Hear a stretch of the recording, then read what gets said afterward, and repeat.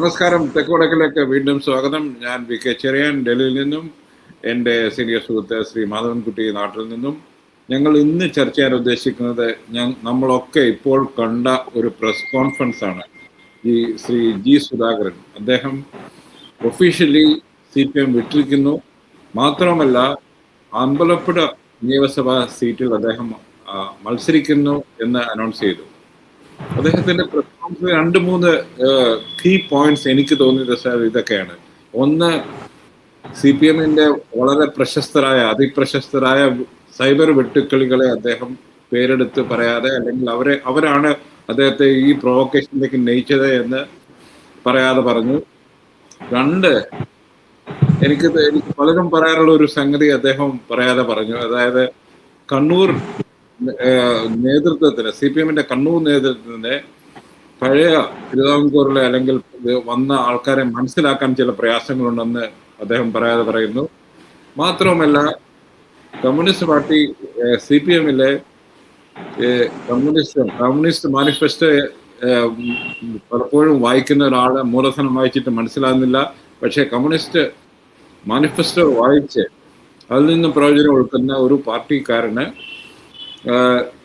തോന്നുന്ന ഒരു വികാരം, അതായത് പാർട്ടി പല കമ്മ്യൂണിസ്റ്റ് മാനിഫെസ്റ്റോ പറയുന്ന പല കാര്യങ്ങളും അനുസരിക്കുന്നില്ല, അല്ലെങ്കിൽ അത് വെച്ചല്ല അവരുടെ പ്രവർത്തനം നടത്തുന്നത് എന്നൊക്കെ അദ്ദേഹം പറഞ്ഞു വെച്ചു.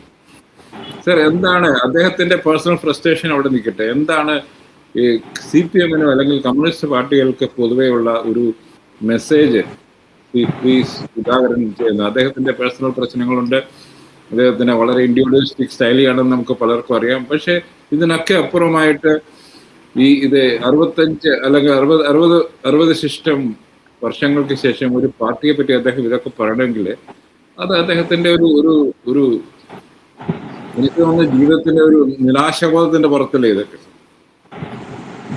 തീർച്ചയായും അതാണ് നിരാശാബോധം. അതാണ് ഇതിന് ഇദ്ദേഹം ശ്രീ ജി സുധാകരൻ ഇപ്പോൾ ചെയ്തുകൊണ്ടിരിക്കുന്ന കാര്യങ്ങൾ, അതായത് കാര്യങ്ങൾക്ക്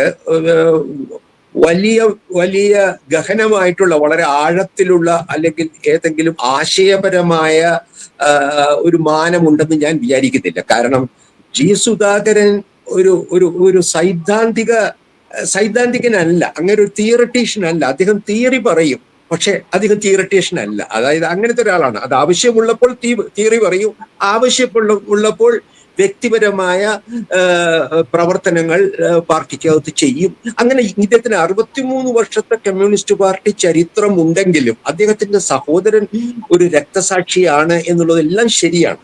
എന്നാൽ അദ്ദേഹം ഒരിക്കലും കൺസിസ്റ്റന്റ് ആയിട്ടുള്ള ഒരു പൊളിറ്റിക്കൽ പൊസിഷൻസിന്റെ പേരിലല്ല അറിയപ്പെട്ടിരുന്നത്. ചില കമ്മ്യൂണിസ്റ്റ് പാർട്ടിയിൽ സുധാകരൻ പ്രതിഭാസം CPM-നെ വിഴുങ്ങിയിട്ടുള്ള അധികാര രാഷ്ട്രീയത്തിന്റെ ഏറ്റവും ഒടുവിലുത്ത പ്രകടനമാണ്.